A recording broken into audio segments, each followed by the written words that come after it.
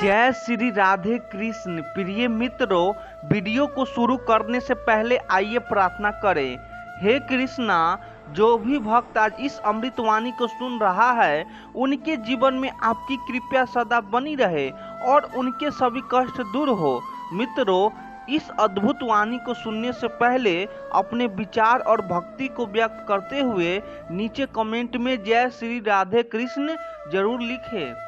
आपकी यह भक्ति हमारी इस यात्रा को और भी अद्भुत बनाएगी। और हाँ, अगर आपका दिल सच में कृष्ण प्रेम से भरा है तो इस वीडियो को कम से कम 3 ऐसे अपने लोगों के साथ जरूर साझा करें जिन्हें आप अपने जीवन में सबसे ज़्यादा मानते हैं, क्योंकि हो सकता है आपकी एक शेयर से किसी की जिंदगी में राधे कृष्ण का दिव्य प्रकाश उतर आए। साथ ही यदि आप हमारे चैनल युवा इंस्पायर्ड पर नए हैं तो अभी सब्सक्राइब करें और घंटी के बटन को दबाएं ताकि आप हमारी हर नई भक्ति यात्रा का हिस्सा बन सके। तो चलिए बिना देरी किए इस दिव्य यात्रा की ओर बढ़ते हैं। जो इंसान भीतर से शांत होता है उसे दुनिया की कोई हलचल डगमगा नहीं सकती। उसने खुद को जान लिया होता है, इसीलिए बाहरी तूफानों से उसे कोई डर नहीं होता है। जब कोई तुम्हें छोड़कर चला जाए तो उसे रोकने की कोशिश मत करो। जो चला गया वह तुम्हारा कभी था ही नहीं और जो तुम्हारा है वह जाने की सोच भी नहीं सकता। जिंदगी की सबसे बड़ी जीत तब होती है तब तुम पर परिस्थिति में भी मुस्कुरा सको जहां तुम्हें रोने का हर कारण मिला हो। कभी कभी हमें वही चीज खोनी पड़ती है जो हमें सबसे ज्यादा प्यारी होती है, ताकि हम जान सके कि असली ताकत क्या होती है और खुद पर यकीन कितना जरूरी है। अपने ऊपर भरोसा रखो, क्योंकि जिस दिन तुमने खुद को समझ लिया उस दिन तुम्हें दुनिया की कोई राय हिला नहीं सकती। रिश्ते तब नहीं टूटते जब कोई दूर चला जाता है, रिश्ते तब टूटते हैं जब दिल के बीच की दूरी बढ़ जाती है और हम उसे पहचान नहीं पाते। हर वो इंसान जो मुस्कुराता हुआ दिखता है अंदर से मजबूत नहीं होता, वो बस इतना जान गया होता है कि रोने से हालात नहीं बदलते। खुद से हार जाना दुनिया की सबसे बड़ी हार है, लेकिन खुद से जीत जाना दुनिया की सबसे बड़ी आज़ादी है। हर किसी की अपनी एक लड़ाई होती है, इसीलिए किसी की मुस्कान को उसके हालात से मत आंकना। कई बार वो मुस्कान दर्द की परतों के पीछे छुपी होती है। जो तुम्हें समझने की कोशिश करे उसके साथ रहो। दुनिया सवाल बहुत करेगी लेकिन जवाब देने वाला बहुत कम मिलेगा। जिन्हें तुम्हारा वजूद बोझ लगे उनसे दूर हो जाना ही सबसे बड़ी भलाई होती है, क्योंकि आत्मसम्मान की कीमत किसी भी रिश्ते से ज़्यादा होती है। समय के साथ बहुत कुछ बदल जाता है, लेकिन जो बदलता नहीं वह होता है तुम्हारे कर्म का फल जो हर हाल में लौटता है। सच्ची खुशी तब मिलती है जब हम दूसरों से उम्मीदें छोड़कर खुद के लिए जीना शुरू करते हैं। दिल को तसल्ली तब मिलती है जब हम हर हाल में यह मान लेते हैं कि जो हो रहा है वह किसी अच्छे कारण से हो रहा है। सच्चाई यह है कि लोग बदलने नहीं, बस उनके नकाब उतार जाते हैं और तब हमें असलियत का सामना करना पड़ता है। अपने दर्द को अपनी ताकत बनाना ही सच्चा आत्मबल है, वरना दुख तो सबके हिस्से आता है। फर्क बस इतना होता है कि कौन उसे मिट्टी बना देता है और कौन उस पर महल खड़ा कर देता है। जिंदगी में ठहराव का मतलब अंत नहीं होता, कई बार रुकना जरूरी होता है ताकि हम दोबारा पूरी ताकत से चल सकें। कभी कभी लोग हमें छोड़कर चले जाते हैं ताकि हम खुद से जुड़ सके, क्योंकि असली रिश्ते की शुरुआत खुद से होती है। जिन्हें खोने का डर हो उनसे प्यार मत करना, और अगर कर ही लिया है तो डर को छोड़ना सीखो, क्योंकि प्यार और डर एक साथ नहीं चल सकते। जो लोग तुम्हारे लिए वक्त निकालते हैं उन्हें हल्के में मत लेना, क्योंकि दुनिया में वक्त से ज़्यादा कीमती कुछ नहीं होता और जो तुम्हें वक्त देता है वह तुम्हें दिल से चाहता है। कभी किसी के सच्चे इरादों को उसकी मजबूरी से मत तौलना, क्योंकि कुछ लोग सिर्फ इसीलिए चुप होते हैं क्योंकि बोलने से रिश्ता टूट सकता है। हर बार टूटना बुरा नहीं होता, कई बार बिखरना जरूरी होता है ताकि हम जान सके कि हमें खुद को किस रूप में दोबारा जोड़ना है। तुम्हारे पास जब कुछ होते हुए भी अगर मन बेचैन है तो समझो असली कमी बाहरी की नहीं, तुम्हारे भीतर की है। कभी कभी सबसे ज्यादा दर्द उसी को होता है जो सबके हंसाने की कोशिश करता है, क्योंकि वह खुद से लड़ते लड़ते थक जाता है लेकिन दिखता नहीं। जिंदगी का सबसे सुंदर एहसास तब होता है जब कोई तुम्हें समझे बिना भी तुम्हारे साथ खड़ा रहे। जो लोग तुम्हारे खामोशी पढ़ ले वही लोग तुम्हारे दर्द को महसूस करना लायक होते हैं। शब्द तो हर कोई सुन सकता है, हर रिश्ता वक्त मांगता है, लेकिन कुछ लोग सिर्फ नतीजा चाहते हैं और वहीं से दरारें शुरू होती है। खुद को साबित करने की कोशिश सिर्फ वही करता है जिसे खुद पर भरोसा नहीं होता, और जो खुद को जान चुका हो उसे किसी को कुछ दिखाने की जरूरत नहीं पड़ती।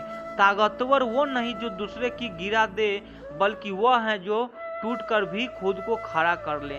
कभी कभी सबसे बड़ी समझदारी होती है खामोशी से दूर हो जाना, वहां से जहां तुम्हारी अहमियत सिर्फ जरूरत के हिसाब से तय होती है। जो लोग तुम्हारे सच्चे होते हैं वह तुम्हारी बातों में नहीं, तुम्हारी खामोशी में तुम्हारे साथ होते हैं।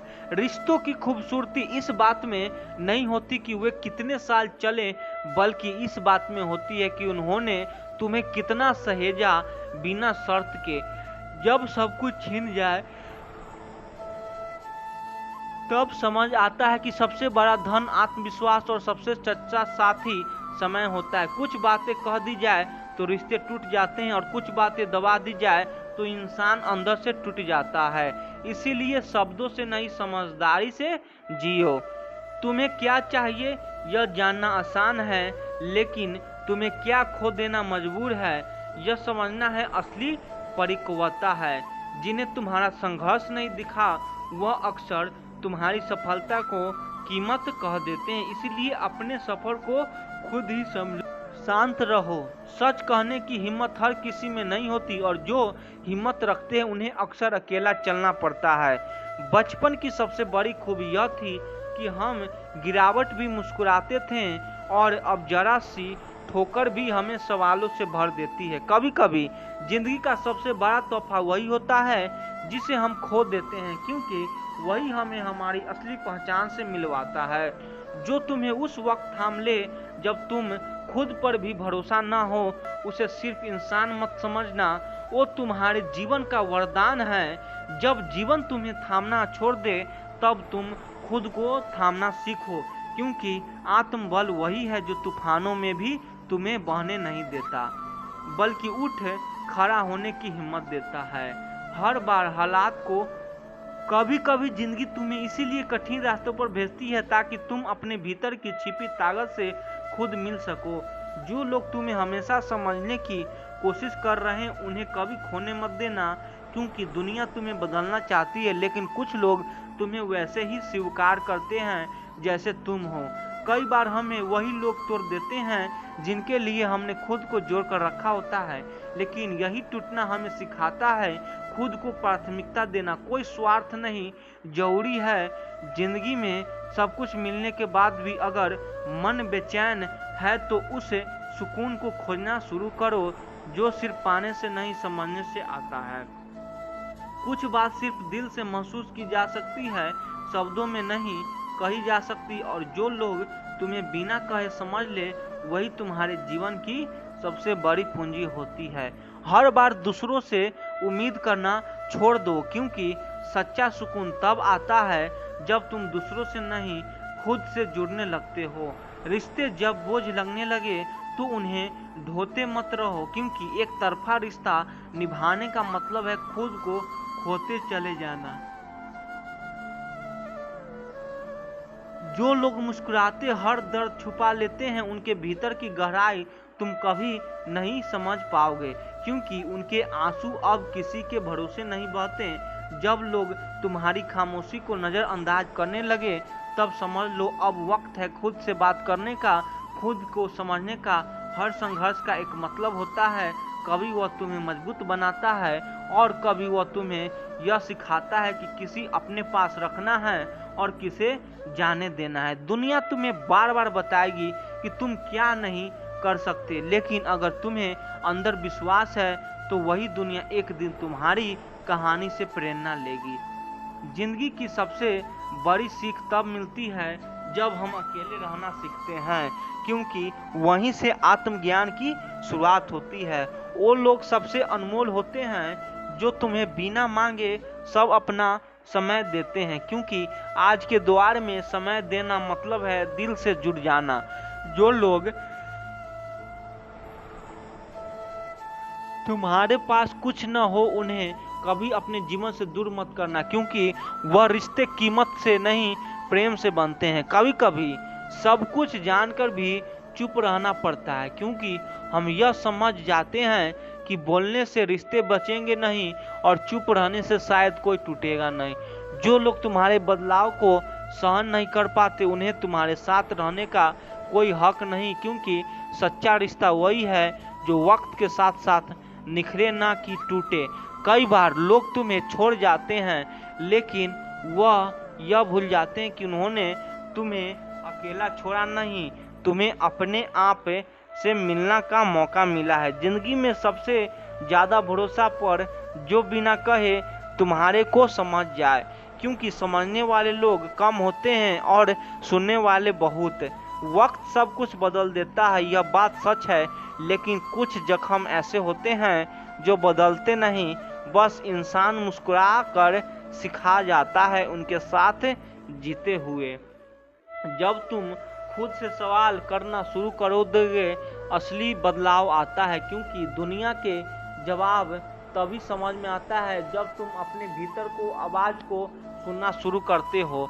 जो लोग हर समस्या खुश देखते हैं जरूरी नहीं है कि वह वाकई खुश हो। कई बार मुस्कुराते हैं इस डर को छुपाने का तरीका होती है कि कोई उनका दर्द ना देखे।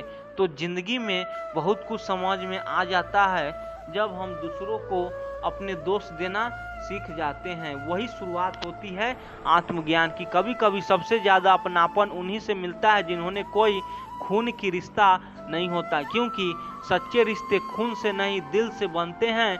हर सुबह सिर्फ सूरज नहीं उगता, तुम्हारे भीतर भी एक नया अवसर जागता है। फर्क बस इतना है कि तुम उसे देख पाते हो या नहीं। कभी खुद के लिए लोग तुम्हारे बिना जो रहें उनके लिए खुद को मिटाते रहना कोई समझदारी नहीं होती।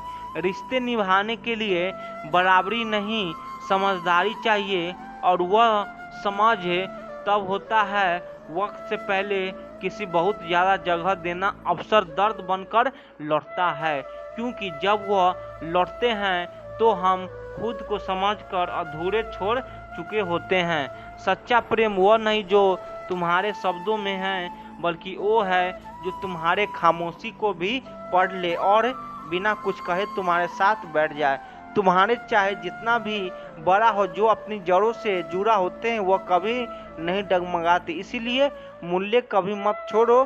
कभी कभी खुद संभालने के लिए तुम्हें सबसे दूर जाना पड़ता है ताकि तुम उस शोर से निकल सको। तुम्हारी आत्मा को थका रहा है इंसान जो तुम्हारी कमी को तुम ही पूरा देखना है वही तुम्हारी अपना होता है।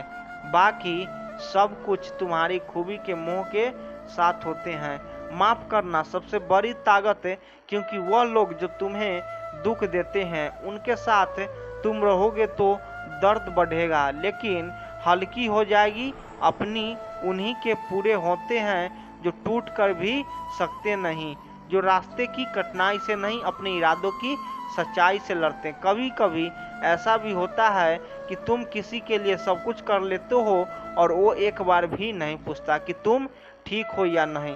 तब समझो कि तुम्हारा दिल बहुत बड़ा है लेकिन सामने वाला छोटा सोचता है। जो लोग दूसरे को खुश रखने के लिए भूल जाता है वे अक्सर अपने ही भीतर सबसे ज़्यादा टूट होते हैं, लेकिन उन्हें सबसे कम समझा जाता है।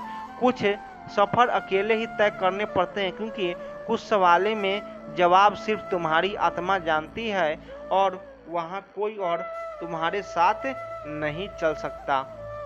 जिस दिन तुम अपने डर से डरना छोड़ दोगे, उसी दिन तुम अपने जीवन के असली नायक बन जाओ, क्योंकि बहादुरी की परिभाषा केवल युद्ध में नहीं बल्कि सहने में भी है। कभी कभी कुछ लोग इसीलिए नहीं बदलते क्योंकि उन्हें लगता है कि तुम हर बार उन्हें माफ कर दोगे, और सोच रिश्तों को खोखला कर देती है।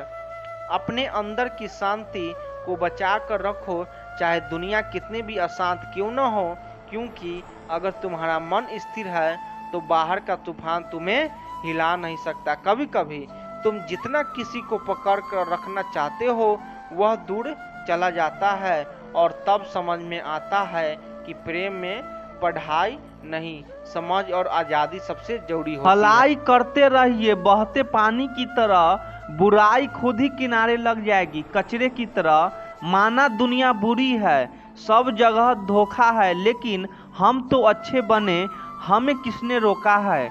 जीवन में कभी किसी की भलाई व्यर्थ नहीं जाती, वह कब किस रूप में लौट कर आएगी ईश्वर ही जानते हैं।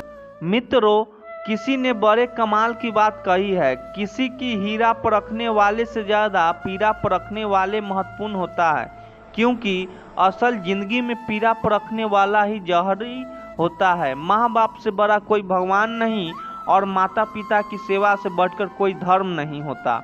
जिस माता पिता ने दिन रात मेहनत करके आपके जीवन को सुंदर और स्वस्थ बना के लिए अपन पूरा जीवन खपा दिया कि मेरा बेटा अपने पैरों पर खड़ा हो सके, जीवन में तरक्की कर सके, पता नहीं जीवन में कितने अभाव को झेलकर आपको कभी दुखी नहीं होने दिया, कभी किसी चीज़ का अभाव महसूस नहीं होने दिया।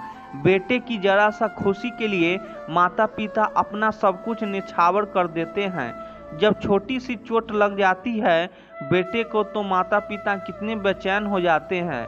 बेटा अपने माता पिता के कपड़ों को कितनी बार गंदा करता है, लेकिन माता पिता कभी कोई शिकायत नहीं करते। लेकिन दोस्तों, जब वही माँ बाप बूढ़े हो जाते हैं तो एक बेटा उनके साथ कैसा व्यवहार करता है।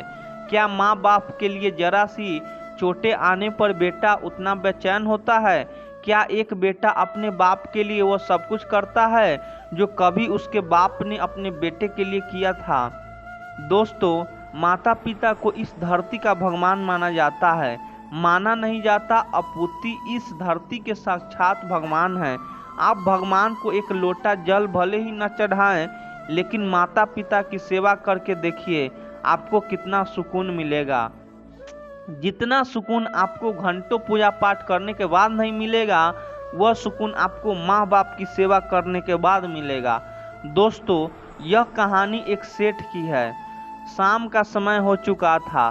सेठ रामदास अपनी ड्यूटी पूरी करके जब घर की तरफ आ रहे थे तो रास्ते में रोज उन्हें एक बच्चा भीख मांगते हुए मिल जाता था। वह उनसे कहता था कि बाबूजी, मुझे बहुत जोर से भूख लगी है, कुछ पैसे दे दीजिए। रामदास जी को उस पर दया आ जाती और वह उसे रोज 10 से 20 या कभी 100 रुपया भी दे दिया करते थे।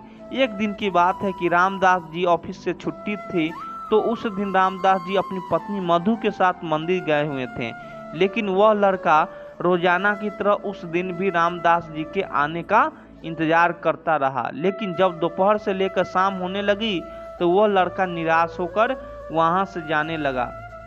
तभी उसे दूर से रामदास जी और उनकी पत्नी के साथ नजर आ गए। वहां उन्हें किसी दूसरे रास्ते से जाते हुए दिखाई दिए। उनसे दौड़कर उन्हें जोर से आवाज लगाई, बाबूजी, बाबूजी। रामदास जी को तो नहीं, पर उनकी पत्नी जो मधु थी उन्हें किसी की आवाज सुनाई दी। उन्होंने जब पीछे मुड़कर देखा तो एक लड़का उन्हें ही आवाज लगा रहा था और हाथ से इशारा कर रोकने की कोशिश कर रहा था। तभी मधु जी ने कहा, अजी, गाड़ी रोकिए, कोई आपको आवाज लगा रहा है। तभी रामदास जी को याद आया कि आज उन्होंने उस लड़के को खाने के लिए पैसे नहीं दिए थे, शायद वही लड़का आवाज लगा रहा होगा। उन्होंने अपनी गाड़ी को किनारे खड़ी किया और उसके पास आने का इंतजार करने लगा। जब वह लड़का पास आया तो उन्होंने उसे 50 निकाल कर दे दिए। यह देखकर मधु जी बोली, इसे पैसे क्यों दे रहे हो? तो उस लड़के ने कहा, माँ जी, मेरा नाम भोला है और मैं अनाथ हूँ। मेरे माता पिता नहीं है और इसीलिए मैं भीख मांगकर खाता हूँ।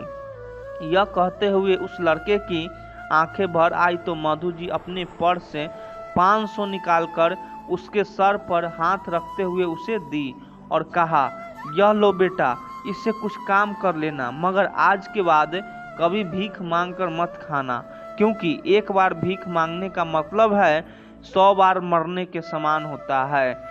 मधु जी की कही हुई बात भोला के दिल को छू गई।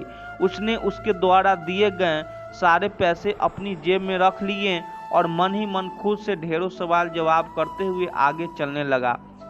वह अभी कुछ ही दूर चला था कि उसने देखा कि एक आदमी जिसके दोनों हाथ नहीं है, वह अपने दोनों पैरों से कोई करतब दिखा रहा है। इन करतबों को देखने के लिए बहुत सारे लोगों की वहां पर भीड़ लगी हुई थी और बीच बीच में लोग तालियां बजाकर उसका उत्साह बढ़ा रहे थे। उस आदमी के साथ एक और व्यक्ति था जो कि स्वस्थ दिखाई दे रहा था। करतब करने के बाद वह आदमी जो उस विकलांग के साथ आया था, वहां पर उपस्थित सभी लोगों को एक कहानी सुनाने लगा। वह कहने लगा कि एक दिन शाम के समय में एक सुनसान रास्ते से निकल रहा था। वहां से निकलते हुए मैंने किसी बच्चे के रोने की आवाज़ सुनी। जब मैंने थोड़ा अंदर की तरफ झांक कर देखा तो मेरे होश उड़ गए। वहां पर एक मासूम सा बच्चा पड़ा था। जन्म लेते ही उसके माँ बाप ने उसे झाड़ियों में फेंक दिया था, क्योंकि यह विकलांग था। उन्होंने उसे इसीलिए फेंक दिया ताकि उससे उन्हें छुटकारा मिल जाए और यह नन्ही सी जान कुछ देर में तड़प तड़प कर मर जाए। लेकिन वे लोग यह नहीं जानते थे कि मारने वाले से बड़ा बचाने वाला होता है। वह बच्चा कोई और नहीं बल्कि यही हमारा लल्ला था। सभी लोग तालियां बजाने लगे। भोला ने उसकी यह कहानी सुनी तो उसकी आंखें भर आई। उसने सोचा, भगवान ने उसके दोनों हाथ छीन लिए, फिर भी यह लड़का कितनी कुशलता के साथ खुश होकर लोगों को अपना कर्तव्य दिखा रहा है और पैसे भी कमा रहा है। फिर मुझे तो भगवान ने सही सलामत दो हाथ दिए हैं, तो फिर मैं भगवान से शिकायत क्यों कर रहा हूँ कि उन्होंने मुझे अनाथ क्यों छोड़ दिया। उन्होंने मुझे सोचने के लिए बुद्धि दी है और काम करने के लिए ठीक ठाक हाथ पैर दिए हैं, चलने के लिए पैर दिए हैं और देखने के लिए 2 आंखें दी है, तो फिर मुझे तो किसी चीज़ की कमी ही नहीं है। आज से मैं भीख नहीं मांगूंगा, आज से मैं मेहनत करके ही खाना खाऊंगा। जब वह आदमी विकलांग होकर मेहनत की कमाई खा सकता है तो मैं क्यों नहीं। बस फिर क्या था, कहते हैं ना, जहाँ चाह होती है वहाँ राह भी अपने आप मिल जाती है। बस यही हुआ भोला के साथ। उसके कानों में बस वही शब्द गूंज रहे थे कि एक बार भीख मांगना मतलब 100 बार मरने के बराबर होता है। इसीलिए आज उसने अपने मन में यह ठान लिया था, निश्चित कर लिया था कि चाहे उसे कितने भी मेहनत करनी पड़े वह करेगा, लेकिन भीख नहीं मांगेगा। बस यही सोचते हुए भोला चले जा रहा था। तभी उसे एक चाय वाले के ठेले पर बहुत भीड़ लगी हुई दिखाई दी। भोला भी वहां जाकर चुपचाप खड़ा होकर देखने लगा कि किस तरह से वह चाय वाला बार बार चाय बना रहा था और लोगों उसकी चाय को किस हद तक पसंद कर रहे थे। उसने भी उस दिन बूढ़े आदमी की चाय खरीद कर पी, यह देखने के लिए कि चाय का स्वाद कैसा है और वह चाय में क्या क्या डालता है। उसने चाय वाले से कहा, अंकल जी, आप यह चाय का धंधा कब से करते हैं? भोला की बात सुनकर चाय वाले ने कहा, बेटा, यह धंधा मेरे पिताजी भी किया करते थे। अब भोला ने सोचा, तभी यह इतनी कुशलता से चाय बना रहा है, लेकिन क्या मैं इतनी कुशलता से चाय बना पाऊंगा? उसने उस चाय वाले ने पूछा, अंकल, क्या मैं भी यह धंधा कर सकता हूँ? उस चाय वाले ने कहा, हाँ बेटा, बिल्कुल कर सकते हो, लेकिन यहाँ आसपास मत करना, क्योंकि मेरा ठेला बहुत पुराना है और यहाँ पर सारे मेरे ग्राहक बंधे हुए हैं, तो मेरे ही पास आएंगे। इसीलिए तुम ऐसा करो कि बाजार के दूसरे छोर पर जाकर अपना ठेला लगा लो, भोला उस चाय वाले की बात को सुनकर बहुत प्रसन्न हुआ और बाजार के दूसरे छोर पर चला गया और चाय बनाने के लिए सारे सामान की व्यवस्था करने लगा। अगले दिन भोला ने वही अपना तरीका लगाकर अपने रहने की व्यवस्था भी कर ली थी। अब भोला रोज सुबह जल्दी उठता और नहा धोकर भगवान की पूजा अर्चना करता, भगवान का नाम लेता और इसके बाद चाय बनाता। भोला सुबह से चिल्लाता, आइए आइए, चाय पीकर अपना दिन सुख बनाइए, क्या लेकर आए हैं और क्या लेकर जाएंगे, चाय पीकर ही तो अपना मुंह ठीक बनाएंगे। भोला यह सब इतनी मासूमियत से कहता कि चाहे कितना भी कठोर दिल का इंसान हो, उसका भी दिल पिघल जाता और उसके पास आकर एक कप चाय वह जरूर खरीद कर पीता। चाय से ज़्यादा स्वादिष्ट उसकी बातें होती थी। वह इतने प्यार से बोलता था कि कोई भी जो एक बार चाय पीता तो वह एक की जगह 2 कप चाय पीकर जाता। कुछ दिनों में भोला इतना फेमस हो जा चुका था कि हर एक व्यक्ति की जुबान पर भोला चाय वाले का नाम रहता। अब उस पुराने चाय वाले के धंधे में काफ़ी फर्क पड़ गया था, तो उसने सोचा क्यों न मैं भोला चाय वाले की चाय पीकर देखूं। वह ऐसे ही चाय बनाता है कि लोग उसकी चाय के दीवाने हुए जा रहे हैं। जब वह चाय वाला भोला की दुकान पर आया तो भोला ने उन्हें बड़े ही सम्मान के साथ अपने दुकान पर बिठाया और उन्हें चाय पिलाया। जब वो उसे चाय का पैसा देने लगा तो भोला ने कहा, नहीं अंकल जी, आपसे मैंने यह काम सीखा है, इसीलिए आप मेरे गुरु हुए। और गुरु से क्या कोई शिष्य कभी पैसा लेता है? क्या शिष्य पैसे ले तो यह शोभा देता है?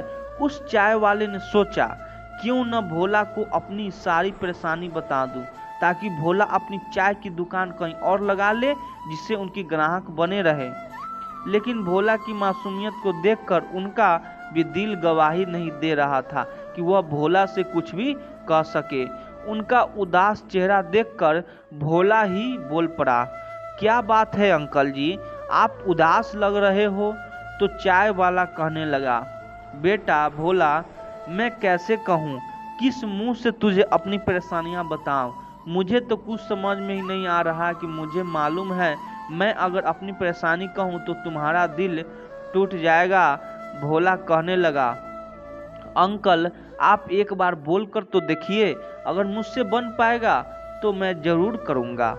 तभी वह चाय वाला कहने लगा, भोला बेटा, जब से तुमने अपनी चाय की दुकान खोली है तब से मेरी दुकान में ग्राहक न के बराबर हो गए हैं। बेटा मैं क्या करूं, अब मैं बूढ़ा हो चला हूं, इसके अलावा दूसरा काम मुझे आता नहीं है और मेरा घर इसी ठेले की चाय से ही चलता है।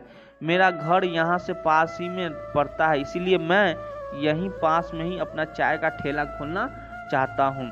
मुझे तो लगा था कि मेरी दुकान के कारण तुम्हारी दुकान नहीं चलेगी, इसलिए मैंने तुम्हें मुझसे दूर ठेला लगाने की सलाह दी थी, लेकिन मुझे क्या पता था कि उसका उल्टा होने वाला है।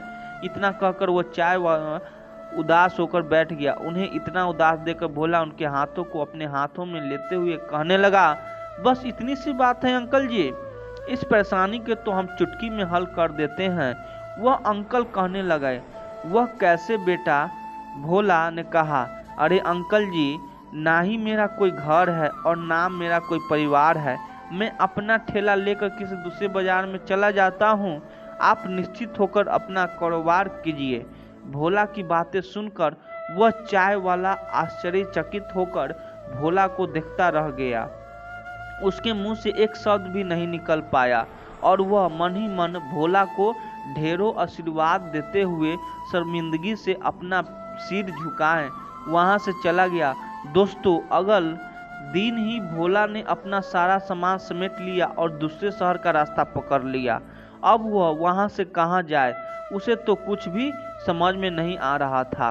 उस दिन उसे अपने माता पिता की कमी खल रही थी। वह सोच रहा था कि काश आज उसके भी माता पिता होते तो उसका भी अपना परिवार होता, और वह भी कह रहा था कि मेरा भी परिवार है, लेकिन अफसोस कि उसके पास अपना कहने के लिए कोई भी नहीं था। वह एकदम अकेला था। फिर उसने स्वयं को हिम्मत दी और मन ही मन निर्णय लिया कि वह एक दिन इस वक्त को बदल कर रहेगा। उसने अपने आंसुओं को पोंछा और पहुंच गया दूसरे शहर में और मन ही मन कहने लगा, अब तो आप दूसरे खुश रहना अकल जी, अब तो आपके ग्राहक मेरे पास नहीं आएंगे। उसने फिर से भगवान का नाम लिया और लग गया अपने काम में। वहाँ भी यही लाइन दोहराता जो लाइन वह पहले बोलता था। भोला के उन मासूम भरे शब्दों से प्रभावित होकर लोग वहाँ रुकने लगे और सोचते, अरे एक कप चाय ही तो पीनी है, यहाँ पिए या कहीं और जाकर पिए, क्या फर्क पड़ता है, अगर इस मासूम के पास ही पी लेंगे तो इसका भी भला हो जाएगा। यही सोचकर कुछ लोग उसके पास रुककर चाय पीते तो कुछ उसकी वह मासूमियत भरी लाइनों को बार बार सुनने के लिए उससे कहते और चाय का मजा लेते। इस प्रकार भोला धीरे धीरे अपनी चाय के लिए प्रसिद्ध हो गया। अब तो कई बड़े अमीरों घरों से लोग अपने घर की छोटी मोटी पार्टी में भोला चाय वाले को ऑन ऑर्डर देने लगे, जिसने भोला की अच्छी खासी कमाई होने लगी। 7-8 महीने काम करने के बाद अब भोला ने इस शहर में एक छोटा सा प्लॉट खरीद लिया और धीरे धीरे अपना घर भी बनवाने लगा। उसने नीचे पूरी दुकान और ऊपर अपने रहने के लिए घर बनवा लिया। देखते ही देखते भोला चाय वाले की 2 मंजिल से 3 मंजिल की बिल्डिंग बनकर तैयार हो गई। अब उसके लिए अच्छे अच्छे घरों से रिश्ते भी आने लगे। कुछ समय बाद उसने एक सुशील और संस्कारी लड़की को देखकर अपना विवाह भी कर लिया। उधर सेठ रामदास जी और मधु जी धीरे धीरे बूढ़े हो चले थे। उन्होंने अपने दोनों बेटों के खूब पढ़ाया लिखाया और इस काबिल बना दिया कि दोनों ही बेटे अपने पैरों पर खड़ा हो गए। रामदास जी ने अपने दोनों बेटों की शादी भी करवा दी। दोनों बेटों और उनकी पत्नियों अपनी माँ बाबूजी से दूर दूसरे शहर में रहते थे। कुछ समय बाद दोनों बेटों के घर पुत्र और पुत्री का आगमन हुआ। जब भी मधु जी का मन करता तो वे अपने पोते पोतियों से मिलने अपने बेटे बहू के पास चली जाती, लेकिन उनके बेटे बहू त्योहारों पर भी उनसे मिलने के लिए नहीं आते थे। रामदास जी किसी तरह अपने मन को मना लेते कि बच्चों को आज़ादी से जीने दो, लेकिन मधु जी को अपने पोते पोतियों की बहुत याद आती थी। इसीलिए बहुओं के द्वारा कई बार अपमानित होने के बाद भी पोते पोतियों से मिलने के लिए चली जाती थी। रामदास जी मधु जी के मोह माया को देखकर हैरान हो जाते थे कि जो औरत जीवन भर दूसरों को आत्मसम्मान का पाठ पढ़ाती रही, वही औरत आज सिर्फ अपने पोते पोतियों की एक झलक के लिए अपने बेटे बहू का इतना अपमान भी खुशी खुशी सहन कर लेती है। सही कहते हैं लोग कि मूल से ज़्यादा ब्याज प्यार होता है। यही सोचकर रामदास जी मुस्कुरा देते। ऐसा नहीं था कि रामदास जी को अपने पोते पोतियों से प्यार नहीं था, वह भी अपने पोते पोतियों से बहुत प्यार करते थे। इसीलिए तो वह मधु जी को वहां जाने से कभी भी मना नहीं करते थे और खुद ही उन्हें बेटे बहू के घर लेकर चले जाते थे। फिर चाहे बहू उन्हें 4 बातें ही क्यों न सुना दे, थोड़ी देर के लिए बुरा तो उन्हें भी लगता था, लेकिन मधु जी यह कहकर उनका दिल संभाल लेती थी, अरे ही तो बच्चे हैं, अपनों को कहने से क्या बुरा मानना, फिर क्या था। रामदास जी भी चुप हो जाते थे। एक दिन दोनों बहुएं अपने पिताजी के पास आकर रोते हुए बोली, पिताजी हमारे बिजनेस में घाटा हो गया है, इसीलिए हम आपसे मदद मांगने आए हैं। अगर आप अपने रिटायरमेंट के पैसे हमें दे देंगे तो आपकी बड़ी मेहरबानी होगी। और अब आप लोग भी तो बूढ़े हो चले हैं, आपको भी अपने बहू बेटे और पोते पोतियों के साथ रहने की ज़रूरत है, इसीलिए आज से आप दोनों हमारे पास ही रहेंगे। बेटे बहू की बात सुनकर रामदास जी अब सब समझ रहे थे। आज तक जिन बच्चों ने उन्हें एक बार भी अपने घर में मान शान नहीं दिया, वही बच्चे आज कितने मान शान और मीठी मीठी बातें कर रहे हैं और साथ रखने की बात कर रहे हैं। लेकिन मधु जी अपने बेटे बहू की बातों में आ गई। अपने भोलेपन के कारण उनकी चालाकी को समझ ही नहीं पाई। मधु जी ने अपने पति से कहने लगी, बच्चे ठीक ही तो कह रहे हैं जी। अब हम बूढ़े हो गए हैं तो हमें आज नहीं तो कल अपने बच्चों के साथ रहना ही पड़ेगा। अगर कल जाना है तो उससे अच्छा है कि हम आज ही बेटे बहू के पास चले जाएं। और वैसे ही हमारे पूरे पैसे पर तो हमारे बेटों का ही अधिकार है, उन्हें पहले दे या बाद में, बात तो बराबर है। मधु जी के बार बार कहने पर रामदास जी मान गए और उन्होंने अपने रिटायरमेंट के सारे पैसे दोनों बेटों को आधे आधे बांट दिए। दोनों बेटे बहुत खुश हो गए। अगले ही दिन सुबह बड़ा बेटा अपनी बीवी और बच्चे के साथ बैग लेकर बाहर निकला। तभी मधु जी ने कहा, अरे बेटा, तुम यह क्या कर रहे हो? क्या तुम अपने घर जा रहे हो? बेटा बोला, हाँ माँ, रात में ही एक डीलर का फोन आया था। अगर मैं उससे आज नहीं मिला तो मैंने जिस रेट में धंधे के लिए बात की थी वह कैंसिल हो जाएगा, इसीलिए मुझे अभी जाना होगा। अभी उसकी बात चल ही रही थी कि छोटा बेटा भी बैग और अपनी बीवी बच्चे को लेकर बाहर निकला। मधु जी ने कहा, बेटा, क्या तुझे भी किसी डीलर से मिलना है? उसने कहा, अरे नहीं माँ, असल बात यह है कि मैं जिस ऑफिस में काम करता था मेरी उसके साथ पार्टनरशिप की बात चल रही थी। अभी मेरे बॉस का फोन आया था। उन्होंने कहा है कि अगर मैं आज के आज अपने बिजनेस के पैसे नहीं लाऊंगा तो वह मुझे अपने साझे से हटा देंगे, इसीलिए मुझे भी जल्दी जाना पड़ रहा है। तभी मधु जी बोली, अरे वह सब तो ठीक है, लेकिन हम दोनों को कौन लेकर जाएगा? इसके बारे में क्या सोचा है तुम लोगों ने? दोनों भाई एक दूसरे को देखने लगे। तभी बड़ा बेटा कहने लगा, अरे माँ, आप क्यों चिंता करती है?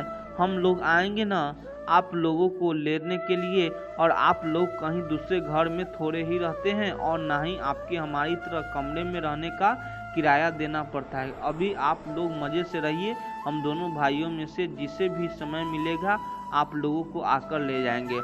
तभी मधु जी बोली, अरे बेटा, हम सब तो एक ही घर में थे, तुम लोग रातों में ही बता देते तो हम दोनों भी तुम्हारे साथ चलने के लिए तैयार हो जाते हैं। बेटा बोला, अरे माँ, हमें लगा आप लोग सो गए होंगे और रात भी बहुत ज़्यादा हो गई थी, इसीलिए आपको जागना ठीक नहीं समझा। कोई बात नहीं माँ बाप, तब तक अपनी सहेलियों से मिल लेना और सामान भी पैक करके रख लेना ताकि हम बार बार गांव के लिए ना आना पड़े। इतना कहकर दोनों बेटे बहू अपनी माता पिता के पैर छूकर बाहर निकल गए। मधु जी अपने बेटों को ढेरों आशीर्वाद देती रही कि उनके बच्चे कितने समझदार हो गए हैं। अभी तक रामदास जी सोचकर भी नहीं उठे थे। जब वो सोकर उठे तो देखा कि पूरा घर शांत और खाली खाली लग रहा है। उन्होंने मधु जी की आवाज़ लगाई, मधु मधु जी गर्म पानी लेकर अपने पति के पास आ गई। उन्होंने पूछा, अरे आज पूरा सूना सून क्यों लग रहा है? बच्चे कहाँ हैं? मधु जी मायूस होकर जवाब दिया, अजी वह दोनों तो अपने बीवी बच्चों को लेकर चले गए हैं, क्योंकि उन्होंने जरूरी काम आ गया था और मुझसे बोल कर गए हैं कि पापा से हमारी तरफ से माफ़ी मांग लेना। देख रहे हैं जी हमारे बच्चे आजकल कितने समझदार हो गए हैं। मधु जी की निस्वार्थ प्रेम से भरी बातें सुनकर रामदास जी की आंखों में आंसू आ गए। उन्होंने सोचा, मेरी पत्नी कितनी भोली है, इसे तो अपने बेटों का लालच और स्वार्थ कुछ भी समझ में नहीं आ रहा है, लेकिन वह अपने बेटों की सच्चाई बताकर अपनी पत्नी को दुखी नहीं करना चाहते थे। फिर भी वह अपने बेटों को मक्कारी को अच्छी तरह से समझ रहे थे। वे लोग यहाँ सिर्फ पैसे लेने के लिए ही आए थे और पैसे मिलते ही गायब हो गए। उन्हें अपने माँ बाप से कोई लेना देना नहीं है, इसीलिए तो हमें अपने साथ लेकर नहीं गए। ऐसे करते करते 2 महीने बीत गए। तभी एक दिन रामदास जी अचानक अपने ही घर की सीढ़ियों से गिर पड़े। उनकी कमर में बहुत चोट आ गई। मधु जी अपने पड़ोसी की मदद से उन्हें पास की अस्पताल लेकर गई। वहां डॉक्टर ने बताया कि उनकी कमर की हड्डी फ्रैक्चर हो गई है। उनका जल्दी से जल्दी ऑपरेशन करना पड़ेगा, वरना बहुत बड़ी परेशानी हो जाएगी। अगर ज़्यादा देर हो गई तो शायद रामदास जी की कभी भी अपनी पैरों पर खड़ा नहीं हो पाएंगे। डॉक्टर की इस तरह की बातें सुनकर मधु जी घबरा गई। उन्हें कुछ भी समझ में नहीं आ रहा था कि वह क्या करें। उनके पास जितने भी पैसे थे वह सब उन्होंने जमा करवा दिए।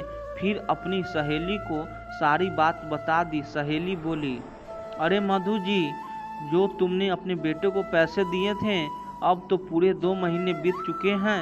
अब तक वे दोनों बिजनेस में अच्छा खासा कमा भी चुका होंगे, तो क्यों न तुम उनसे ही अपने पैसे मांग लो। इस तरह से इलाज भी हो जाएगा। अपनी सहेली की बात सुनकर मधु जी को वह बात बड़ी उचित लगी, इसीलिए उन्होंने तुरंत ही अपने बड़े बेटे के पास फोन लगाया और उसे सारी बात बताते हुए रोने लगी। बेटे ने कहा, माँ आप शांत हो जाइए, अभी तो फिलहाल मेरे पास पैसे नहीं हैं, क्योंकि पापा ने जितने भी पैसे दिए थे वे तो सारे मैंने खर्च कर दिए हैं। अगर छोटे भाई के पास कुछ होंगे तो उससे बात करके देख लीजिए। मैं 2-4 दिनों के बाद आपको फ़ोन करता हूँ। इतना कहकर उसने फ़ोन रख दिया। मधु जी ने बड़े बेटे की बात सुनकर दंग रह गई। उन्हें यकीन नहीं हो रहा था कि वे जिन बेटों को समझदार समझती थी, समय आने पर वही बेटे ऐसे जवाब देंगे। फिर भी मजबूरी में उन्होंने अपने छोटे बेटे को फ़ोन लगाया और उससे भी सारी बात बताई। छोटे बेटे ने भी कह दिया, क्या माँ, आपको क्या लगता है कि पैसे एक जगह रुकने वाली चीज़ है? अरे पैसा इधर से आता है और उधर निकल जाता है, इसे ही तो बिजनेस कहते हैं। और मैंने तो सारे पैसे अपने बिजनेस में लगा दिए हैं। अब आप अचानक पैसों की मांग कर रही है तो मैं कहाँ से लाऊं? मेरे पास की उम्मीद मत करना आप। उसने भी अपने पिता की तबीयत के बारे में बिना पूछे ही फ़ोन कर दिया। अब मधु जी को समझ में नहीं आ रहा था कि वह क्या करे। जिन बेटों के लिए उन्होंने अपना सब कुछ लुटा दिया, वही बच्चे समय आने पर अपने माँ बाप की आंखों दिखा रहे हैं। यही सोचकर मधु जी रो पड़ी, लेकिन फिर भी उन्होंने हिम्मत नहीं हारी और अपने सारे गहने जेवर बेचकर अपने पति का इलाज करवाने लगी। इसी बीच उनके कुछ रिश्तेदार भी उनसे मिलने के लिए आए। बातचीत के दौरान मधु जी ने उन्हें बताया कि किस तरह उनके बच्चों ने उन्हें बहला फुसलाकर सारे पैसे ठग लिए और जब उन्हें पैसों की जरूरत पड़ी तो वे आंखें दिखा रहे हैं। सभी रिश्तेदारों ने उनके दोनों बेटों को फ़ोन कर उन पर दबाव डाला। उन्होंने कहा, तुम दोनों को अपने माँ बाप की सेवा करनी ही पड़ेगी। माँ बाप इसी दिन के लिए तो अपने बच्चों को पाल पोस के बड़ा करते हैं और लायक बनाते हैं, ताकि वे उनकी बीमारी में काम आए और उनके बुढ़ापे में सहारा बने।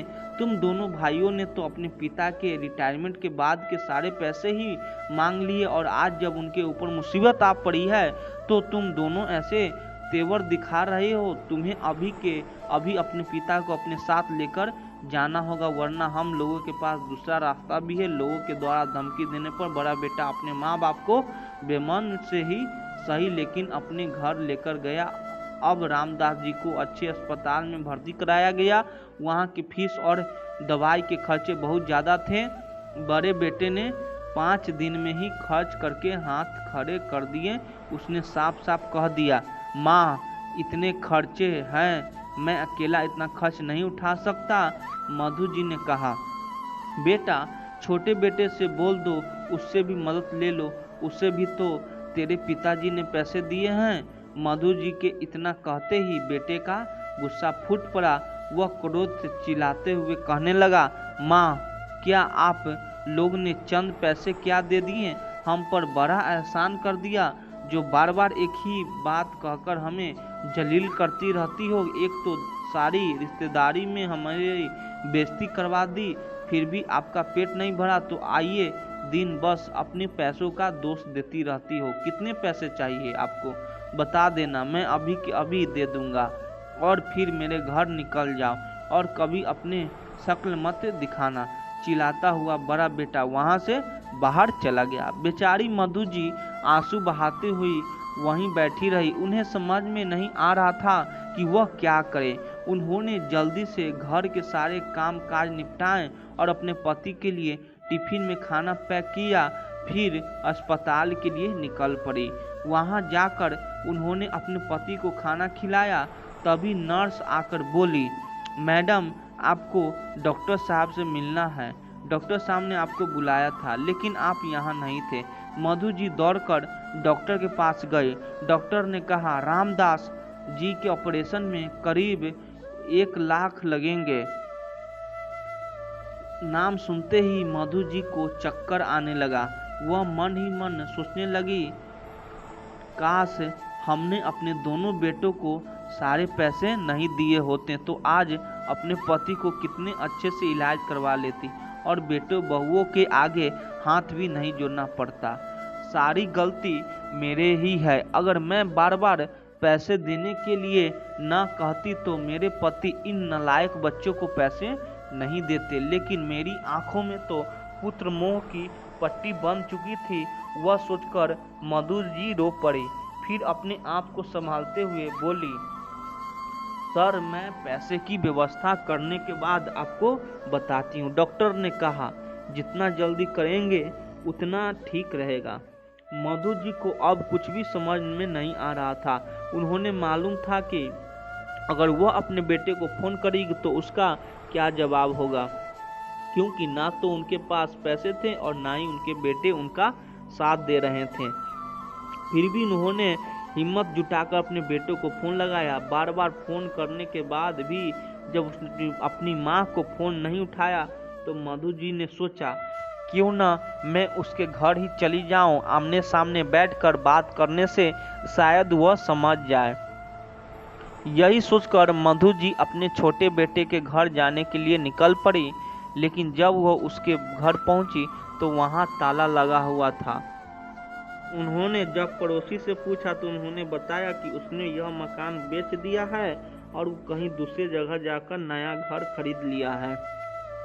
मधु जी ने जब उनके नए घर पर पता पूछे तो पड़ोसी ने कहा, मुझे तो घर का पता मालूम नहीं है। परेशान मधु जी वहां से वापस अस्पताल जाने के लिए निकल पड़ी। सोचते सोचते पागलों की तरह वह कभी दौड़ती तो कभी चलती हुई चली जा रही थी। तभी एक कार से टकरा गई। वह कार वाला उन्हें टक्कर मारकर तेजी से भागने की कोशिश कर रहा था, लेकिन कुछ ही दूर पर खड़ी ट्रैफिक पुलिस ने उसे देख लिया और तुरंत पकड़ लिया। कुछ लोगों ने मधु जी को उठाया और पानी पिलाया। मधु जी को कोई खास चोट नहीं आई थी और वह होश में थे। जब उन्होंने उस कार के मालिक को देखा तो वह हक्की बक्की रह गए। वह आदमी कोई और नहीं बल्कि उनका छोटा बेटा था। उसने जब अपनी माँ को देखा तो गिरगिट की तरह रंग बदलते हुए कहा, अरे माँ, आप यहाँ? पापा की तबीयत कैसी है? मैं तो आपसे और पापा से मिलने ही जा रहा था। बेचारी मधु जी जब उन्होंने अपने बेटों के मुंह से ऐसी बातें सुनी तो उनकी आंखों से आंसू बहने लगे। उन्होंने कहा, हाँ बेटा, चल जल्दी से अस्पताल चल, वहाँ तुम्हारे पिता तुम्हारे इंतजार कर रहे हैं। यह सुनकर पुलिस वाले बेटे से कहने लगे, अरे यह क्या? तुम अपनी गलती छुपाने के लिए झूठ तो नहीं बोल रहे हो? बेटे ने कहा, नहीं साहब, मुझे मेरे पिताजी की बहुत चिंता हो रही थी, इसीलिए मैं हड़बड़ी में गाड़ी चला रहा था और गलती से माँ से टकरा गया। पुलिस वाले बोले, अच्छा, तो तुम कार में थे और तुम्हारी माँ पैदल इस रास्ते पर घूम रही थी। कहीं तुमने अपनी माँ को लड़ाई झगड़ा करके घर से तो नहीं निकाल दिया? पुलिस का सवाल सुनकर बेटे के चेहरे का रंग उड़ गया।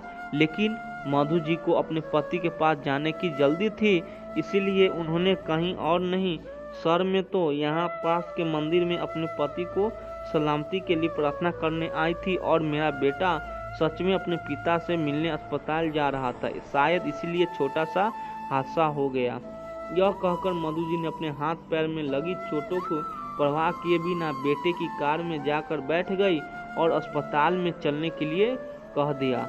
पुलिस ने बेटे को सख्त हिदायत दी, अगर तुमने अपने माँ बाप को तंग करने की कोशिश की तो सीधे जेल की हवा खाने के लिए तैयार रहना। बेटा अपनी माँ को टक्कर मारने और पुलिस की नज़र में आ जाने के कारण डर गया था, इसीलिए वह चुपचाप मधु जी को अस्पताल ले गया। वहां जाकर देखा तो रामदास जी को ऑपरेशन थिएटर में ले जा चुका था। मधु जी ने काउंटर पर जाकर पूछा, ऑपरेशन की फीस किसने भरी है? काउंटर पर बैठे व्यक्ति ने कहा, भोला नाम का एक आदमी था, उसने आपकी फीस जमा करवाई है और दवाइयों के लिए 5,000 रुपया भी अलग से जमा करके गया है ताकि आपको बाद में कोई दिक्कत ना हो। उसने आपका बहुत इंतजार किया लेकिन आप कहीं आई नहीं, इसलिए वह चला गया। यह सुनकर मधु जी सोचने लगी, यह भोला कौन है जो हमारी इतनी मदद कर गया और मैं उसे जानती भी नहीं। उन्होंने अपने बेटे से भोला के बारे में पूछा लेकिन उसने भी ना सिर हिला दिया। थोड़ी देर बाद रामदास जी को ऑपरेशन थिएटर से बाहर लाया गया। जब वह अपने बेटे से मिले तो बेटे ने उन्हें घर का पता देकर वहां से निकालने की बात कह दी। कुछ दिनों के बाद रामदास जी की अस्पताल से छुट्टी मिल गई। मधु जी ने अपने छोटे बेटे को फोन लगाया तो उसने कहा, हम दोनों अपनी ड्यूटी पर हैं, आप लोग कॉल ना करें और घर आ जाओ। मुझे तो मधु जी ने कभी उसका घर नहीं देखा था, फिर भी उन्होंने वहां पर पता बताया। ड्राइवर ने उन्हें उस पते पर पहुंचा दिया। दोनों पति पत्नी अपने बेटे के घर के बाहर भूखे प्यासे भिखारी की तरह बैठे रहे। जब उनकी बहू शाम को घर आई और उन्हें घर के बाहर बैठा रखा तो वह गुस्से से आग बबूला हो गई। उसने जल्दी से घर का ताला खोला और उन्हें अंदर बुलाया। जब वे अंदर आ गए तो बहू उन पर बरस पड़ी, आप लोग शाम होने के बाद नहीं आ सकते थे? आपको मालूम था ना कि दिन भर घर में कोई न कोई रहता है, बच्चे भी स्कूल जाते हैं और उसके बाद ट्यूशन। आज आप जिस फटीचर लोगों के कारण हमारे पड़ोस में हमारी नाक कट गई है, आप लोगों को किसी ने देखा होगा तो क्या कहा होगा कि उनके घर में यह कौन भिखारी लोग आ गए हैं। चिल्लाते हुए बहू ने मधु जी से कहा, चलिए अब जल्दी से काम पर लग जाइए। श्री कृष्ण के कहते हैं, जब मनुष्य अपने ही छवि की बाहरी दुनिया में तलाश होता है तो वह कभी भी सच्चा संतोष नहीं पा सकता। असली ज्ञान तब होता है जब व्यक्ति स्वयं को समझने के लिए भीतर की यात्रा करता है, ना कि दूसरों की यह सिद्ध करने में लगा रहता है कि वह क्या है। महाभारत के युद्ध में अर्जुन भी इसी द्वंद में था। वह सोच रहा था कि लोग क्या कहेंगे, समाज उसे कैसे देखेगा, उसके सपनों का क्या होगा। लेकिन श्री कृष्ण ने उसे समझाया कि जब तक वह अपनी आत्मा की सच्ची प्रकृति को नहीं समझेगा तब तक वह सही निर्णय नहीं ले पाएगा। यह संसार हमें अपनी सोच और भावनाओं के आधार पर जज करता है, लेकिन हमारी असली पहचान उसे कहीं पर होती है। हमारा पूरा जीवन इसी में निकल जाता है कि हम दुनिया को समझा जा सके कि हम कौन हैं, हम क्या कर रहे हैं और हमारी नीयत क्या है। लेकिन सोचो, अगर हम एक पल के लिए यह कोशिश करना बंद कर दें और खुद से यह सवाल करें, मैं वास्तव में कौन हूँ, तब हमें अपने भीतर से एक आवाज़ मिलेगी जो हमेशा शांत थी, लेकिन हमें ही उसे सुनने के लिए तैयार नहीं थे। कई बार हमें ऐसा लगता है कि हमें अपनी भावनाओं, अपने विचारों और अपने फैसलों को दूसरों के सामने सही साबित करना जरूरी है, लेकिन यह करना हमें थका देता है और हमारी ऊर्जा व्यर्थ चली जाती है। सच तो यह है कि दुनिया के हर व्यक्ति की अपनी सोच होती है और हर कोई अपनी दृष्टि से हमें देखता है। किसी के लिए हमें सही होंगे तो किसी के लिए गलत, लेकिन इनके सबके बीच अगर हम खुद के ही न समझ पाए तो फिर हमारे जीवन का उद्देश्य ही अधूरा रह जाता है। शांति तब मिलती है जब हम बाहरी दुनिया की अपेक्षाओं से परे जाकर यह समझते कि हमारी आत्मा का असली स्वरूप क्या है। इसका एक सुंदर उदाहरण समुद्र की लहरों से लिया जा सकता है। समुद्र की ऊपरी सतह पर जब तेज हवा चलती है तो लहरें ऊंची उठती है, उग्र हो जाती है, लेकिन अगर तुम समुद्र की गहराइयों में जाओ तो वहां सिर्फ शांति होती है। ठीक उसी तरह अगर तुम दुनिया की धारणाओं और विचारों से प्रभावित होते रहोगे तो तुम्हारा मन भी लहरों की तरह अशांत रहेगा।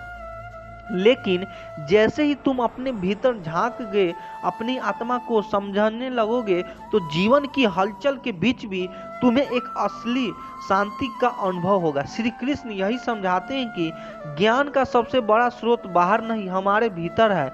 जब अर्जुन ने संसार की चिंताओं से ध्यान हटाकर खुद को समझने की कोशिश की तब उसे अपने जीवन की दिशा स्पष्ट नजर आने लगी।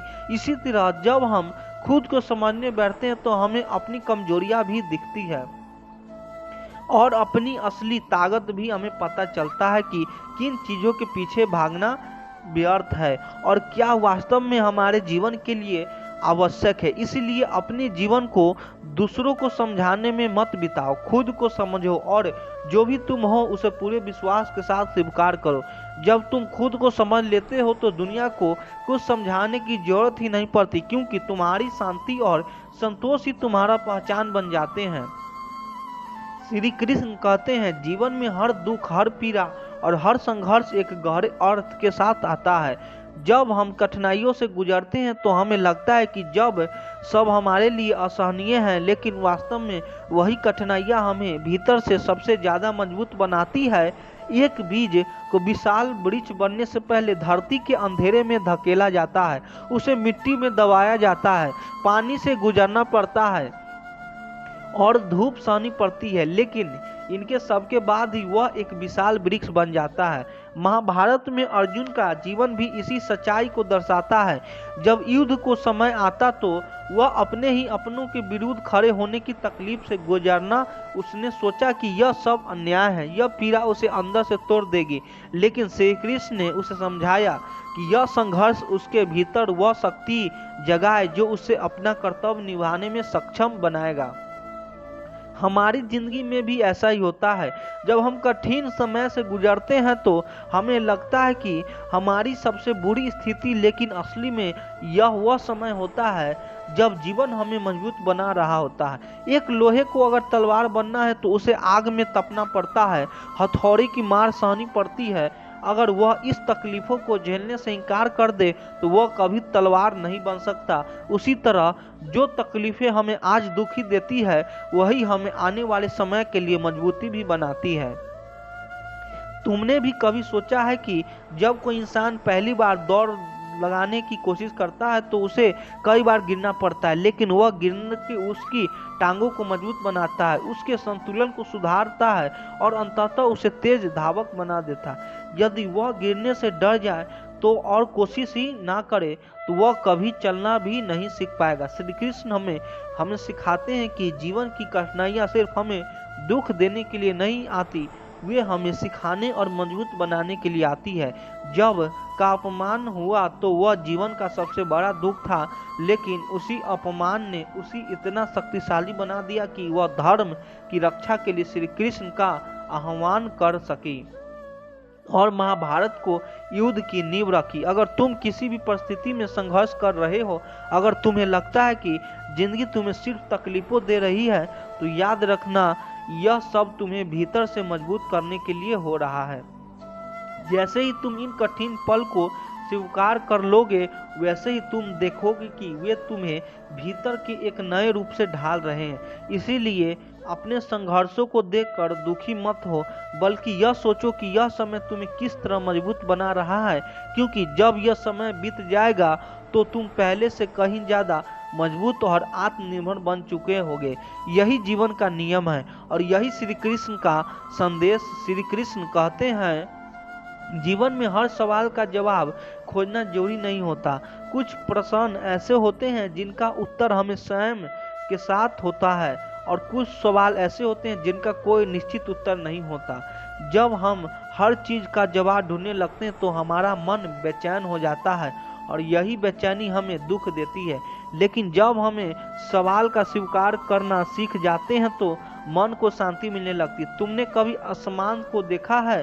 जब बादल घने होते हैं तो हमें यह जानने की जल्दी जो होती है कि बारिश कब रुकेगी, लेकिन अगर हम बस बादलों को देखने का आनंद लें और यह स्वीकार कर लें कि बारिश अपनी मर्जी से आएगी और जाएगी, तो हमारा मन शांत हो जाता है। यही जीवन के सवालों के साथ भी होता है। अगर हम हर चीज को तुरंत समझने की कोशिश करेंगे तो हम अपने मन को और ज्यादा उलझा लेंगे, लेकिन जब हम जीवन के अनिश्चितता को स्वीकार करना सीख लेते हैं तो धीरे धीरे उत्तर खुद हमारे पास आने लगते हैं। एक बच्चा जब छोटा होता है तो उसे बहुत से सवाल होते हैं। आसमान नीला क्यों है? रात का अंधेरा क्यों होता है? समय के साथ उसे कुछ सवालों के जवाब मिले जाते हैं और कुछ सवालों का जवाब उसे खुद ही समझ आने लगता है। लेकिन अगर वह हर चीज का जवाब उसी पल मांगने लगे तो क्या संभव है? नहीं, क्योंकि कुछ बातों अनुभव से समझ आती है। हमारे जीवन में भी कई बार ऐसा होता है कि हम किसी घटना का कारण तुरंत जानना चाहते हैं। हमें सोचते हैं कि क्यों ऐसा हुआ या क्यों मेरे साथ ही या हुआ, लेकिन हर सवाल का जवाब उसी समय नहीं मिलता। कभी कभी जीवन हमें इंतजार करना सिखाता है। जैसे एक बीज को वृक्ष बनने के लिए समय चाहिए, वैसे ही कुछ उत्तरों को प्रकट होने से समय लगता है। अगर कोई किसान यह सवाल करने लगे कि बीज बोते ही पौधा क्यों नहीं उगा रहा, तो वह परेशान हो जाएगा। लेकिन अगर वह धैर्य रखे और प्रकृति पर विश्वास करे तो एक दिन वही बीज एक सुंदर पेड़ बदल जाएगा। हमारी तकलीफों और उलझनों का भी यही हाल होता है। अगर हम हर चीज का उत्तर पाने के लिए बेचैन हो जाते हैं तो हमें अपने मन की शांति खो देंगे। लेकिन अगर बस यह स्वीकार कर ले कि कुछ सवालों का उत्तर समय के साथ मिलेगा, तो हम भीतर से शांति का अनुभव करने लगेंगे। तुम्हें अपने जीवन में कोई भी कठिन सवाल परेशान कर रहा है तो उसे जरूर सोचो, लेकिन जब तुम्हें जवाब न मिले तो उसे जबरदस्ती खोजने की कोशिश मत करो। बस उसे स्वीकार करो और आगे बढ़ते रहो। जब सही समय आएगा तो उत्तर खुद तुम्हारे सामने आ जाएगा। यही श्री कृष्ण का संदेश है। हर सवाल का जवाब उसी पल खोजना जरूरी नहीं, बस जीवन का धारा को समझना और उसे स्वीकार करना सबसे बड़ी शांति है। श्री कृष्ण कहते हैं, शांति बाहरी की दुनिया में नहीं बल्कि हमारे भी तरह है। जब हम अपने मन में पुराने बोझ, पछतावे और नकारात्मक भावनाओं को पकड़े रहते हैं, हम कभी सच्ची शांति महसूस नहीं कर सकते। लेकिन जब हम खुद को और दूसरों को माफ करना सीख जाते हैं तो मन हल्का हो जाता है और भीतर से एक असीम शांति का अनुभव होता है। तुमने कभी देखा है कि जब कोई नदी बह रही होती है तो अगर उसे कोई बाहरी पत्थर डाल दिया जाए तो वह जगह रुकने लगती है, लेकिन जैसे ही वह पत्थर हट जाता है पानी फिर से सहज रूप से बहने लगता है। ठीक इसी तरह हमारे मन में भी जब तक शिकायतें, पछतावा और क्रोध भरे रहते हैं तब तक हमारा जीवन भी रुकावट से भरा रहता है। लेकिन जब हम इन भावनाओं को छोड़ देते हैं तो हमारा मन एक शांति नदी की तरफ बहने लगती है। कई बार हम दूसरों की गलतियों की पकड़कर बैठे रहते हैं। हमें लगता है कि जब तक वे माफ़ी नहीं मांगेंगे तब तक हम उन्हें माफ़ नहीं करेंगे। लेकिन सोचो, इससे नुकसान किसका हो रहा है? अगर कोई व्यक्ति तुम्हें एक जलता हुआ कोयला दे और तुम उसे हाथ में पकड़ कर रखो तो जलना किसे पड़ेगा? तुम्हें ही ना, कि उस व्यक्ति को जिसने तुम्हें वह कोयला दिया था। ऐसा ही क्रोध और शिकायतों के साथ होता है। जब हम किसी को माफ न करते तो असल में हम खुद को ही कष्ट दे रहे होते हैं। हमारे मन में एक बोझ बना रहता है और यह बोझ हमारी शांति छीन लेती है। लेकिन जब हम माफ कर देते हैं तो यह ऐसा होता है जैसे हम जलता हुआ कोयला छोड़ दें, तभी हम सच्ची शांति का अनुभव होता है। खुद को माफ करना भी उतना भी जरूरी है। कई बार हम अपने ही फैसले को लेकर पछतावे में जीते हैं। हम सोचते हैं कि काश मैंने ऐसा न किया होता या मुझसे यह गलती क्यों हो गई। लेकिन अगर हम बीते हुए समय को बदल ही नहीं सकते तो उसे पर पछतावा करना हमें सिर्फ और तकलीफ देगा। जब तक हम खुद को माफ नहीं करेंगे तब तक हम उसे मानसिक बोझ से बाहर नहीं निकाल पाएंगे। अगर कोई पक्षी उड़ना चाहता है लेकिन अपने पंखों पर भारी बोझ बांध ले तो क्या वह कभी ऊंचाई तक पहुंच पाएगा? नहीं, क्योंकि वह बोझ उसे नीचे खींचेगा। उसी तरह जब तक हम अपने भीतर से भरे पुराने दुख, पछतावे और नाराजगी को नहीं छोड़ते तब तक हम अपने जीवन में आगे नहीं बढ़ सकते। श्री कृष्ण हमें यही सिखाते हैं कि शांति किसी बाहरी अस्थायी व्यक्ति का परिस्थिति में नहीं होती। यह सिर्फ तब तक मिलती है जब तक हम अपने मन को उन भावनाओं को मुक्त कर लेते हैं जो हमें नीचे खींचती है। अच्छे वीडियो लगे तो चैनल को सब्सक्राइब कर दीजिए। आप लोग सपोर्ट करिए। धन्यवाद।